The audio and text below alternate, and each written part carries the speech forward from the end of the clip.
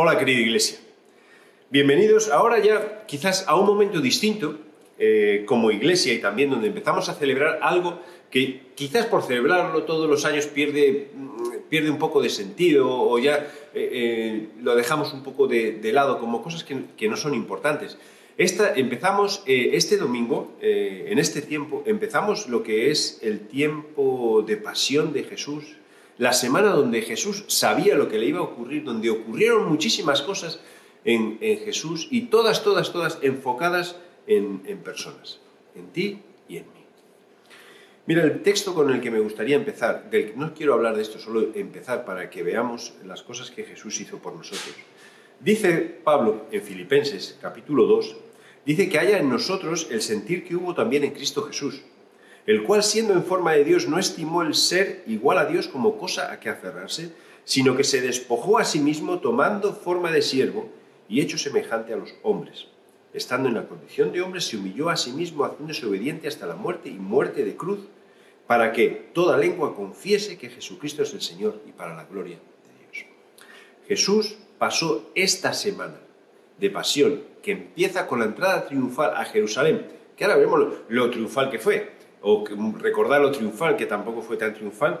Pasó esta semana sabiendo cuál era el punto final, o el punto y seguido, pensando en cada uno de nosotros, pensando en Jerusalén, a la que se estaba acercando, pero de forma especial para que nosotros podamos confesar quién es Jesús, para que nuestras rodillas se puedan doblar ante Dios. Así que muy bienvenida, querida Iglesia, y empezamos esta semana, empezamos este tiempo, un tiempo de pasión, donde recordamos y reconocemos lo que Jesús hizo y ha hecho por nosotros. Espero que Dios os bendiga y que podáis disfrutar de estas palabras que muchas veces hemos repetido, pero quizás intentando sacar cosas un poco distintas que nos recuerden todo lo que estamos aprendiendo. Y como estaba anunciando, pues esta semana es semana de pasión. El título que he querido compartir, que aunque vamos a hablar de la entrada triunfal de Jesús a Jerusalén, escena que conocemos muy bien, escena que, bueno, si nunca has podido leerla o acercarte, vamos a leerla y recordarla, pero es una semana donde Jesús sabía que lo iba a pasar mal. Era una semana de sufrimiento, una semana de decepciones, donde sus íntimos y cercanos le iban a rechazar, donde la gente le iba a insultar, donde iba a ser puesto a prueba de una forma más rotunda. Y al final sabemos que en el huerto de Getsemaní, aunque pidió una oportunidad o le dijo a Dios, bueno, si es posible que pase de mí esta copa, que pase, Dios tenía planes y dijo, mira, Jesús, seguimos para adelante. Y Jesús murió en la cruz, pensando en cada uno de nosotros. Yo no sé si tú has pasado semanas de pasión en ese sentido, semanas que quisieras olvidar, o quizás la semana esta que viene es como la ves para hacia adelante y dices, menuda semana que me espera. Quizás podamos sacar tiempos, y en nuestros tiempos devocionales, ahora que ya hemos terminado con el libro de día a día, pues sacar tiempos para pensar qué estaba pasando por la vida de Jesús. Vamos a estar mandando algunos vídeos que tenemos hechos en cuanto a lo que es toda esta semana, el lunes, martes, miércoles, jueves, viernes, toda la semana, las cosas que fue pasando Jesús y algunas cosas, aplicaciones que podemos encontrar para nuestras vidas. La vida de Jesús en sí tiene sentido, pero adquiere mucho más sentido cuando nosotros abrimos nuestros ojos y nuestros oídos a las cosas que Él nos está diciendo. La clave con la vida de Jesús no es que seamos buenas personas, sino buenos cristianos, buenos creyentes, buenos discípulos, buenos amadores de Dios, como estamos aprendiendo, y sobre todo personas que obedecen las pautas que Él ha dejado escritas para beneficio nuestro. Eso nunca tenemos que olvidarlo. Dios no quiere poner pautas para atarnos, quiere poner pautas para que tengamos vida. Y esa parte es muy importante, tenemos que recordarla como algo muy importante. Aquí veis en esta diapositiva que sé que es muy difícil que lo leamos, sé que es difícil porque la letra es pequeña, tendrías que hacer muchas cosas para que puedas leerla, pero como tienes Biblia en casa, entonces esta escena que hoy vamos a tratar, que es la entrada triunfal a Jerusalén, cuando decimos triunfal, no pienses en millones de personas que estaban alrededor de Jesús, siempre tienes que pensar en cantidades mucho menores de personas, pero en el sentido sí triunfal porque él iba con sus discípulos, porque sí hubo bullicio, hubo gritos, ¿vale? Literalmente hubo gritos, porque hubo una reacción de parte de otras personas, porque hubo un diálogo, un conflicto fuerte. Entonces, dentro de la cantidad de gente que vivía en esa época, era una entrada triunfal porque movió a cientos, quizás miles de personas que estaban allí pendientes. El texto lo encontramos en Mateo, lo encontramos en Marcos, lo encontramos en Lucas y lo encontramos en Juan. Es muy interesante ver Mateo y Marcos, que son casi exactamente igual, excepto en Mateo, que lo he puesto en negrita, las cosas que aparecen. Mateo siempre hace énfasis en las cosas que estaban escritas. Entonces, el texto en Mateo y Marcos es exactamente igual. ¿Quiere decir que uno se copió del otro? Pues sí. Uno usó la fuente del otro. Lo único que Mateo tenía otro interés. Esto ocurrió no por casualidad así, sino ocurrió porque estaba escrito. Y estaba escrito hace mucho tiempo. Y todo esto aconteció, dice en el versículo 4 del capítulo 21, todo esto aconteció para que se cumpliese lo dicho por el profeta. Decid a la hija de Sión, he aquí tu rey que viene a ti, manso y sentado sobre una asna, sobre un pollino, hijo de animal de carga. Y eso es lo que ocurrió. Pero esto estaba escrito, y veremos dónde está escrito, ya en el Antiguo Testamento como una señal o una marca de que, mira, quien va a venir es el Mesías. Jesús no es cualquier persona. Jesús no es cualquier maestro. Jesús no es cualquier hombre sabio. Jesús no es cualquier, vamos a decir, Moisés o cualquier Elías o cualquier Abraham. No. Jesús es Dios y Jesús es el Mesías que estaban esperando. ¿Por qué? Porque las profecías se van cumpliendo, se van cumpliendo, se van cumpliendo. Vemos también en Lucas que hay cosas que son distintas, y Lucas es el texto que vamos a leer. Y en Juan, que siempre es el evangelio un poco más distinto de todos los demás, escrito mucho después de todos los demás, ya es un evangelio que podemos decir que todas las cosas que han ocurrido ya han sido meditadas. Y Juan muchas veces nos da explicación, y esto ocurría porque Jesús quería hacer esto, o esto ocurría porque la gente pensaba todo. Entonces es como que Juan tuvo más tiempo de digerir lo que estaba pasando, y al digerir lo que estaba pasando podía explicarlo de otra manera. Por eso el énfasis que da, o lo que resalta Juan, es también un poco distinto. Pero esta escena aparece en los cuatro evangelios. Por eso, vuelvo a decir, es un pasaje de la historia de la vida de Jesús que merece la pena que paremos. Lucas 19, 29 dice, y aconteció que cuando llegaba cerca de Betfagé y de Betania, al monte que se llama de los Olivos, envió a 2 de sus discípulos diciendo, id a la aldea de enfrente y entrad en ella, hallaréis un pollino atado, en el cual ningún hombre ha montado jamás. Desatadlo y me lo traéis. Entonces, y si alguien os pregunta que por qué estáis desatando el pollino, respondéis así, porque el Señor, esto es curios, es identificado con Jesús. Y cuando dice Señor, curios, no está diciendo Señor, como nosotros podemos decir educadamente Señor, sino estamos hablando de alguien que merece nuestra devoción. Es como nuestro Señor lo necesita. Fueron los que habían sido enviados y hallaron como se les dijo.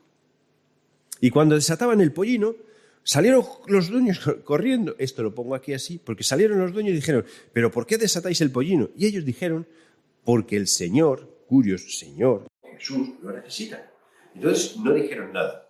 Aquí no interpretes como que es un milagro y todo lo que decía Jesús, todo así ocurría. No, es que esta familia, posiblemente esta casa, conocía a Jesús. Ya había visto a Jesús, posiblemente tenía cercanía con Jesús y posiblemente es la casa que se usa para eventos durante la Semana de Pasión, para eventos muy especiales que nosotros repetimos. Sí que no era desconocido. Jesús lo necesita, vale, entonces no hay ningún problema. Y lo trajeron a Jesús y habiendo echado, versículo 35, sus mantos sobre el pollino, subieron a Jesús encima. A su paso tendían los mantos por el camino y cuando llegaban ya cerca de la bajada del Monte de los Olivos, toda la multitud de los discípulos, gozándose, comenzó a alabar a Dios a grandes voces por todas las maravillas que habían visto, diciendo, bendito el Rey que viene en el nombre del Señor, paz en el cielo y gloria en las alturas. Entonces, algunos de los fariseos, como siempre, de entre la multitud, dijeron, Maestro, reprende a tus discípulos, porque las barbaridades que estaban diciendo. Y él respondió, os digo que si estos callaran, las piedras clamarían. Cuando llegó cerca de la ciudad, al verla, lloró sobre ella, diciendo, oh, si tú también conocieses, o al menos en este tu día, lo que es para tu paz. mas ahora están cubiertos tus ojos, porque vendrán días sobre ti cuando tus enemigos te rodearán con vallado y te sitiarán, y todas las partes se te estrecharán y te derribarán a tierra y a tus hijos dentro de ti, y no dejarán en ti piedra sobre piedra, por cuanto no conociste el tiempo de tu visitación. Palabras y frases que se repiten muchas veces. Si estos mis discípulos callan, las piedras clamarán. ¿Qué elemento ha cogido Jesús para que clame? La piedra, o sea, la cosa más muerta o más inerte, más imposible de que grite, es como una superexageración de Jesús. Dice que si ellos callan, otros hablarán. Otros hablarán. Y de eso hablaremos un poco. Porque siempre recalcamos esta parte, pero es importante. Si nosotros callamos, lo que Jesús es, otros hablarán. Quizás decimos, pues que hablen otros, pero no te pierdas el privilegio de poder contar lo que Jesús ha hecho en tu vida. Ya lo veremos un poco más adelante. Y la parte del versículo 41, cuando dice, Jesús lloró sobre ella, a mí esta es la parte que más me impacta y que más me hace pensar sobre esta entrada y sobre lo que Jesús estaba viendo. Recuerda que Jesús era capaz de ver los corazones de las personas, de entender y escuchar mucho más allá de lo que nosotros podemos ver, entender. Y cuando vio a Jerusalén, lo único que pudo hacer fue llorar, porque sabía que no entendían lo que estaba pasando y sabían que no entendía quién estaba entrando y sabían que no lo iban a entender. Entonces Jesús no entró así y dijo, bueno, mira, el que crea en mí, que crea y ya está. No, lloró. Y ya miraremos este lloró. En Juan, que es la fila que tengo aquí, en Juan 12, al final, dice que los fariseos decían, pero los fariseos dijeron entre sí, ¿no? Mira el versículo 19, ya veis cómo no conseguís nada. Ya veis cómo no conseguís nada. Mirad el mundo que va detrás de él. Mirad las personas que le siguen. Mira qué discípulos. ¿Cómo va con estos discípulos este hombre montado en un pollino a conseguir algo? ¿Cómo va a conseguir un reinado? ¿Cómo va a ser el Mesías? ¿Cómo va a ser el rey? ¿Cómo va a ser? Interesante.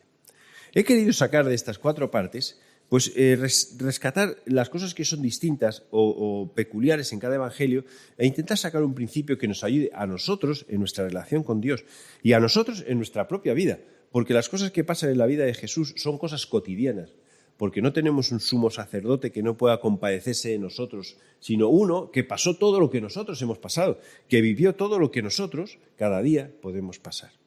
Así que si piensas que tu vida es una semana de pasión continua, quiero que veas esta semana de pasión de Jesús con otros ojos, como diciendo, mira, Jesús pasó toda esta pasión, pero al final Jesús no se quedó clavado en una cruz, sino que nosotros terminamos esta semana con Domingo de Resurrección, que no es este, sino el siguiente, porque Jesús resucitó.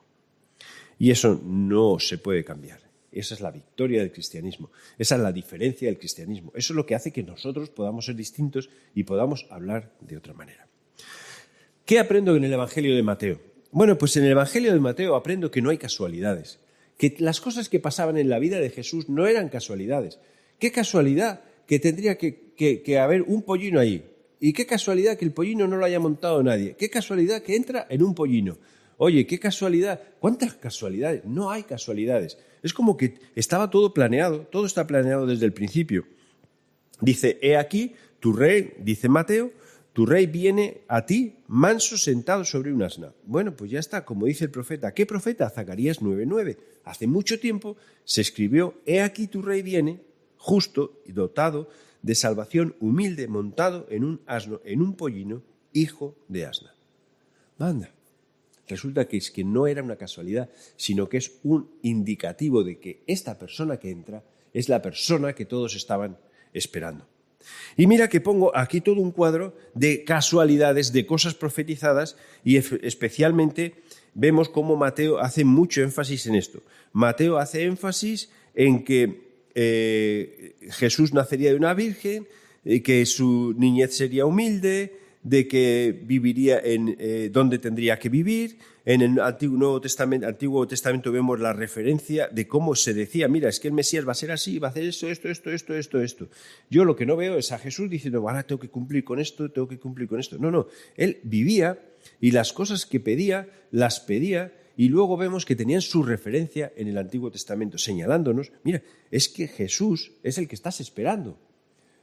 querido pueblo hebreo, queridos judíos, querido mundo, por decirlo de alguna forma, a la persona que estamos esperando, la persona que puede cambiar nuestras vidas, es Jesús. Es Jesús. Y al aplicarlo a nuestras propias vidas, ¿cuántas veces decimos nosotros que vaya casualidad, o qué mala suerte, o qué mal nos ha ido? Yo creo que esto tendríamos que quitarlo de nuestro vocabulario. Sí lo puedes usar así como un poco de chiste, pero no meterlo en tu cabeza, porque nada de lo que ocurre es por casualidad, nada de lo que ocurre es por casualidad. Todo tiene su propósito. Es una de las cosas que hemos aprendido durante las semanas pasadas, quizás con la parte más difícil, que es la del dolor o el sufrimiento, cuando hay algo que ocurre que tú no esperas y que estás esperando lo contrario y Dios te ofrece esto, o no es que te ofrece, es que te sale al revés de lo que tú piensas. No es casualidad, no hay casualidades, no hay casualidades. Es una de las cosas que aprendo con la entrada triunfal de Jesús a Jerusalén. Mira, el pollino era un pollino, quizás lo he mencionado antes, que nadie había montado antes, y es que para que Jesús se monte en ese pollino, tendría que ser un pollino, voy a usar la palabra santo, limpio, ¿vale? Perfecto, porque quien se va a sentar es santo, limpio y perfecto. Mira en Juan me llama mucho la atención lo que dicen los fariseos que he mencionado antes. Dice, pero los fariseos dijeron entre sí, ya veis que no conseguís nada. Mira las personas que van detrás de él, mira el mundo que va detrás de él. ¿Cómo serían? Bueno, la palabra también puede entenderse como moralmente, en el sentido de, pero si las personas que le siguen son personas que son inmorales, pero ¿te has fijado qué equipo de fútbol tiene? ¿Te has fijado qué equipo tiene? Así no va a ir a ningún sitio. ¿Qué le seguían? Pues le seguían ciegos, o ex-ciegos, mendigos, o ex-mendigos, o ex-prostitutas, o ex-ladrones, o ex-muertos, porque se habla de Lázaro. Entonces había personas resucitadas, aunque sea una, pobres, o ex-sicarios, personas que en realidad la sociedad los despreciaba hacia un lado. Y Jesús, cuando coge a todas las personas que estaban enfermas, que no eran sanas de la sociedad, y viene a sanarnos. Esto es muy importante porque a veces nosotros nos consideramos indignos de seguir a Jesús, porque somos o hemos sido un montón de cosas. Pero es que Jesús no ha venido a por las personas que no han sido nada o que son perfectas. Aquí, en el caso de los fariseos, parece que ellos se consideraban perfectos. Ha venido a por las personas que necesitaban a Jesús. Entonces, si tú te consideras indigno de seguir a Jesús, eres un candidato perfecto para seguir a Jesús. Voy a hacer un esfuerzo, a ver si puedo leerlo, porque estos libros que están aquí abajo es del devocional que hemos leído día a día. Dice, bueno, que Jesús tenía unos seguidores, y entonces hay una parte, en la página 147, donde Pedro, su líder principal, tenía un gran problema con la boca y estaba lleno de contradicciones. Su hermano Andrés era callado y solía permanecer detrás del escenario. Jesús llamó también a Santiago y a Jacobo, que eran hijos del trueno. Y vais viendo como Jesús no cogió personas que a nuestros ojos serían perfectas, que quizás es un error que tenemos. Este es perfecto para hacer eso porque es perfecto. Y bueno, Dios utiliza a las personas que Él quiere. Y a veces lo que para nosotros es más imperfecto, para Dios es mucho más útil. Mira las personas que siguen a Jesús. Son personas que son un desastre. Además cogió a personas que eran sicarios, que peleaban contra los romanos, pero peleaban a muerte. Ellos iban y eran revolucionarios con armas. No eran cualquier persona. En este devocional es interesante cómo plasma que Jesús coge a discípulos no perfectos socialmente, porque eran personas que necesitaban a Jesús para que los perfeccionase, o son personas que encontrarían la necesidad de acercarse a Jesús. Así que sí, vuelvo a decir, mira, ¿tú te consideras indigno de seguir a Jesús? Eres un candidato perfecto para seguir a Jesús. ¿Tú piensas que no necesitas seguir a Jesús porque lo tienes todo? Espérate. Deja que el tiempo corra. Deja. Y ya veremos a ver si realmente tienes todo o no tienes todo. Dios no desprecia a las personas porque la sociedad los desprecie. Y aquí los fariseos estaban riéndose de Jesús como diciendo, mira, has elegido mal el equipo. Tienes un equipo muy malo. y no vas a llegar muy lejos, así que no nos vamos a preocupar de ti. Bueno, Jesús sabía a quién escogió. Yo recuerdo una etapa en la iglesia que a veces el pasado se nos olvida porque estamos muy aferrados al presente y pensando un poco en el futuro, pero merece la pena mirar cómo la gracia de Dios ha ido obrando en el sitio donde estás durante mucho tiempo. Y hubo una etapa en la iglesia donde mucha gente se fue. Fue cuando hubo un cambio, cuando el pastor que inició todo, después de 2 años y medio, 3, dijo, bueno, Andrés, pues ahora si queréis, como familia, podéis coger la iglesia. Y entonces preguntamos a las personas de la iglesia, a la multitud de la iglesia, no eran muchos, éramos pocos, que pensaban, todos dijeron, sí, estoy de acuerdo, vale, sí, pero luego, cuando se fue el pastor y ya empezamos con todo, empezó a desaparecer mucha gente. El motivo era quizás que el pastor no era conocido, el motivo, cada uno tenía sus motivos, no importa. Además, cada uno es libre de hacer lo que quiere, pero fueron desapareciendo porque quizás el cuadro no era el cuadro perfecto de decir, no, es que somos muy fuertes y todos muy perfectos. No, más bien éramos imperfectos. Y la gente que quedó fue la gente con la que yo creo que nadie diría que vas a levantar o a hacer una iglesia o donde Dios se va a glorificar haciendo o levantando a su pueblo.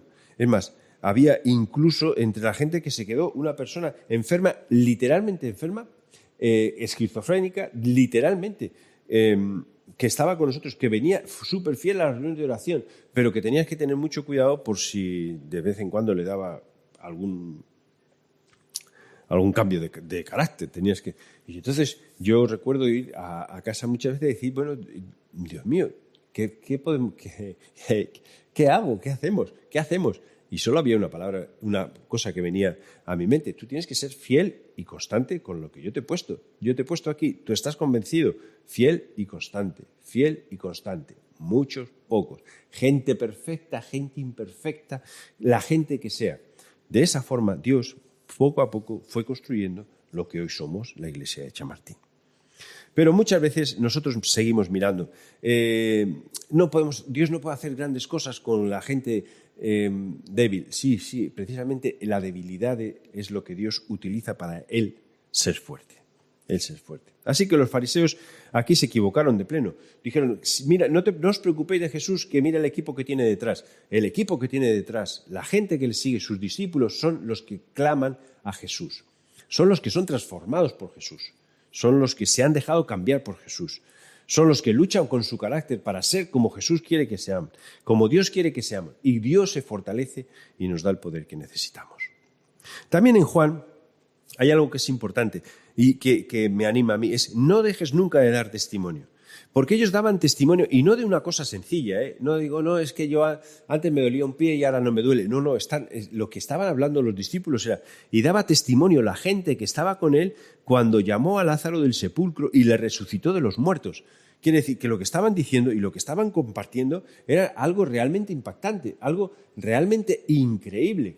No estaban hablando de que sanó un ciego, que a lo mejor puedes decir, bueno, eso es difícil, vale, difícil, pero está vivo. Entonces, a lo mejor es una sanidad, vamos a poner que nos puede sonar menos fuerte.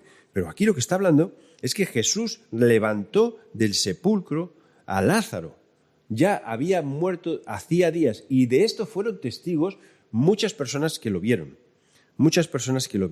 No dejes de compartir lo que Dios hace contigo. Esto aprendo en la entrada triunfal de Jerusalén. Cuando estamos al lado de Jesús, no dejes de compartir con las personas lo que Dios ha hecho contigo. No te dé vergüenza, por imposible que parezca, porque a la gente le parezca que esto nunca va a cambiar. Claro que va a cambiar. Va a cambiar si nosotros somos capaces de dejar que Jesús nos cambie. No te preocupes por lo que piensen de ti los demás. Sencillamente cuenta la verdad, lo que han visto tus ojos. Y luego mira estas citas que Juan está diciendo, mira, es que os contamos solamente lo que hemos visto. No dejes de dar testimonio. Y recuerda que si tú dejas de dar testimonio, entonces en Lucas aprendemos que las piedras hablarán. Y las piedras hablarán. Y lo vemos en Lucas 19:40, dice, y él respondiendo les dijo, mira, es que si ellos se callan, las piedras van a clamar. Y la palabra esta, clamar, la busqué en el griego, que ahora me estoy volviendo muy aficionado, digo, a ver, para intentar encontrar así más significado, ¿qué sería lo que pasaría? Esta palabra clamar propiamente es graznar, como un cuervo, o gritar, es decir, generalmente es llamar a gritos, chillar es clamar y llamar. Si podemos cambiarla. Y él respondiendo les dijo, si ellos se callan, si mis discípulos se callan de decir lo que están diciendo, las piedras graznarían, gritarían o llamarían a gritos, chillarían, exclamarían. Es decir, no dirían o se juntarían así, Jesús, Jesús, Jesús. No, eran gritos. Y tú has oído graznar a un cuervo. Y si no tienes un cuervo, pues piensa en una urraca, que es un animal un poco parecido. ¿Has oído el graznido de una urraca? Que llega a resultar, yo no digo desagradable, pero sí escandaloso. Entonces, mira, si tú te callas de las cosas que Dios está haciendo en tu vida, o ha hecho en tu vida, en todas las áreas de tu vida, aquí no solamente en un área, en todas las áreas, incluso en las más difíciles, como puede ser la resurrección de Lázaro, en las más difíciles, entonces las piedras empezarán a graznar, empezarán a gritar, empezarán a chillar. Y cuando veamos las piedras chillar, nosotros, avergonzados, empezaremos a decir, mira Dios, perdónanos porque no hemos sido sabios a la hora de compartir lo que tú eres para nosotros o lo que tú has hecho en nosotros. Que no nos dé vergüenza hablar de Jesús, porque si nosotros no hablamos, hablará otro, pero tú perderás bendición. Yo veo discípulos, la gente, los que tenían mantas ponían mantas, los que no ponían ramas, y Jesús pasaba por encima, y era una forma de reconocer quién era Jesús para sus propias vidas. Una forma que es una forma de alabar a Dios, una forma en la que Jesús no dice, no hagáis nada de esto porque no me lo merezco. No, se lo merece. Y en ese momento era momento de que Jerusalén fuese consciente de que quien estaba entrando a Jerusalén era el Mesías prometido, la salvación que ellos necesitaban. Por eso, Lucas repite o enfatiza, voy a decir mejor, este versículo. Dice, cuando llegó cerca de la ciudad, al verla, Jesús lloró sobre ella.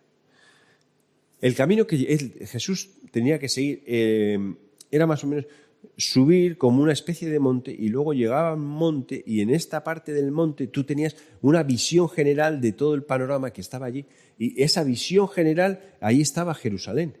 A él le estaban aclamando sus discípulos, con todos sus defectos, sus discípulos. Y venían los fariseos que empezaban a criticarle y a juzgarle y a prohibirle que sus discípulos estuviesen hablando. Y cuando llegó cerca de la ciudad, al verla, lloró sobre ella. ¿Por qué? Dice, es que no sois capaces de ver el día de vuestra visitación.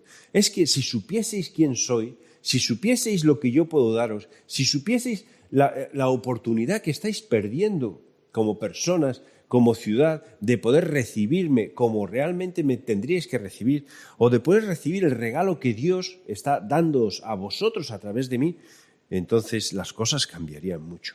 Este lloró, también lo estudié, resulta que en griego hay dos palabras para llorar. Una, que es más bien llorar como en silencio, que te cae una lagrimita y esto, y otra que es gemir, es decir, llorar a gritos. Este llorar de Jesús es el de gemir y llorar a gritos. Yo hubiese pensado siempre que era como un lloro interno, ¿no? Como algo que no, para que nadie dijese, encima de todos los seguidores que tiene mutilados, ahora se pone a llorar.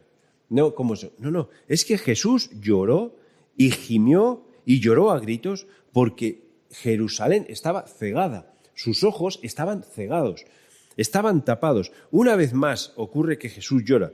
Cuando Marta y María pierden a Lázaro y otra vez Lázaro fallece, pasan varios días, ven que Jesús no ha llegado antes a tiempo para sanarle, le podía haber sanado, le dicen, pero si hubiese estado, ya estaría sanado. Y cuando Jesús vio que Lázaro había muerto, dice que Jesús lloró. Entonces dijeron los judíos, mirad cómo le amaba, porque Jesús lloró. Y algunos dijeron, ¿no podía que abrió los ojos al ciego, haber hecho también que Lázaro no muriera? Por supuesto que podía. Por supuesto que podía. Pero sabes que muchos decimos, bueno, ¿y no puede Jesús, que ha hecho tantos milagros en el pasado, hacer milagros hoy? Déjame contestar, por supuesto que sí, por supuesto que sí. Y por eso pongo, no pierdas esta oportunidad, porque la oportunidad de Jesús entrando a Jerusalén, esta entrada triunfal a Jerusalén, no está, por decir así, el mérito no es que Jesús entrase a Jerusalén o que llorase solo por Jerusalén. Quizás podemos traspasarla a nuestros días y quitas Jerusalén y te pones tú.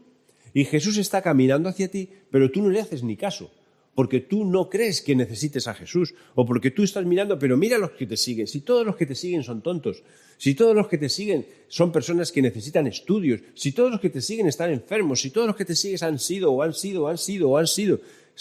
gente que han sabido ver a Jesús. ¿Has sabido tú ver a Jesús? ¿Eres tú uno de los discípulos que pone mantos o eres tú uno de los fariseos que le está criticando? ¿O eres tú una de las personas que desde la distancia luego, cuando esté Jesús crucificado, vas a insultarle o vas a rechazarle o no vas a reconocer las cosas que puede hacer por ti? Mira, quizás esta semana de pasión, Semana Santa, pueda ser un poco distinta. Y quizás para Jesús fue una semana de pasión y de sufrimiento, porque lo hizo por nosotros, todo este sufrimiento, toda esta pasión, todas estas cosas que Él sabía que tenían que pasar, que nada era casualidad, que todo estaba escrito, eran solamente por ti y por mí. Jesús murió por ti, Jesús sufrió por ti, Jesús murió por mí y Jesús sufrió por mí. Pero lo hizo para que nosotros vivamos. No te quedes con esta escena, la de los cuadros de siempre de Jesús en un pollino, gente que le seguía, los otros que protestan, Jerusalén que no entiende, sino ponla ahora en tu propia vida, Jesús está caminando hacia ti. Montado en un pollino, bueno, pues si quieres, pero está caminando hacia ti. Y lo que te está diciendo, bueno, es que, mira, yo vengo a traerte la salvación que tú necesitas. Yo vengo a traerte la respuesta que tú necesitas. Yo vengo a que espiritualmente seas una persona sana. E incluso, como hemos aprendido, emocionalmente aprendamos a ser personas sanas. Yo vengo a ti. Tú vas a dejar que Jesús se quede, como voy a usar esta imagen porque la encuentro en Apocalipsis 3:20, dice, ¿vas a dejar a Jesús en la puerta de tu corazón llorando? A gritos como diciendo, pero qué ciego estás, que yo quiero sanarte. O vas a abrir la puerta de tu corazón, cenar con Él y Él contigo, y dejar que Jesús sane tus heridas. A veces nosotros somos un poco Jerusalenes en el sentido de que dejamos que haya heridas que se queden cicatrizadas y nunca jamás las curamos. Bueno, yo quiero que veas la imagen de Jesús llorando, a gritos, porque Él tiene la respuesta y la solución. La entrada triunfal de Jesús a Jerusalén, me gustaría que la tradujésemos de esta forma: entrada triunfal de Jesús a nuestra vida. Nada ocurre por casualidad. No importa lo impuro, lo indigno que tú te sientas para seguir a Jesús, porque Jesús vino a buscar a los impuros y los indignos, para hacerlos puros y dignos, y ya está. Y morir por nosotros en la cruz. No dejes de dar testimonio de las cosas que Dios ha hecho en tu vida y que Dios va a hacer en tu vida. Piensa en esto, porque la gente daba testimonio incluso de lo más difícil. Y no calles, no dejes que las piedras chillen y no pierdas esta oportunidad. Una oportunidad más, como hice el domingo pasado o hace 2 domingos, una oportunidad más. Abre tu corazón, las puertas de tu casa a Jesús y deja que Jesús entre en tu Jerusalén. No dejes que Jesús llore porque tú no eres capaz o no entiendes. Y si hay cosas que no entiendes, mira, vamos a tratar a Jesús como alguien real, a Dios como alguien real y vamos a compartirlo con Él. Jesús pasó esta semana de pasión para que tú vivas. ¿Por qué no vivimos la vida como Él quiere? Dice, yo vivo, tengo de todo. No, yo no me refiero a que tenga de todo material, porque en nuestras vidas, aparte de lo material, existe lo emocional, existe lo espiritual. Todo esto hace que nosotros podamos vivir vidas mucho más abundantes. Momentos difíciles, pero bueno, con Jesús. Momentos fáciles, pero bueno, con Jesús. ¿Sabes? Jesús quiere mostrarte un plan para ti desde ahora, para siempre. Acéptalo. Deja que Jesús entre por las puertas de tu ciudad y en tu corazón. y disfruta de lo que Dios quiere ser para ti. Por eso, Señor, te damos gracias por esta semana que vamos a celebrar y recordar lo que tú has hecho por nosotros. Danos la valentía y danos el valor de abrir nuestras vidas y nuestros corazones. Que tú seas nuestro Curios, nuestro Señor, y que podamos darte todo lo que tú necesitas y que sepamos recibir todo lo que tú quieres hacer en nuestras vidas. Pedimos de nuevo perdón por nuestros pecados, pero también a la vez recibimos tu perdón y nos consideramos sanados. Sana nuestras dolencias, ayúdanos a no ser orgullosos y voy a decir la palabra pedantes contigo, juzgando todo lo que tú dices y todo lo que tú haces. Gracias por estos momentos, gracias por tu sensibilidad, gracias por llorar por nosotros, gracias por morir en la cruz por nosotros. Hoy, personalmente, y una vez más, te entrego mi vida y queremos entregarte nuestras vidas para ser una iglesia llena de discípulos que usan mantos y ramas para que tú entres a nuestras vidas. Gracias en tu nombre. Amén. Amén. Semana de Pasión, Semana Santa, semana donde Dios muestra su amor por ti y por mí. Que Dios te bendiga.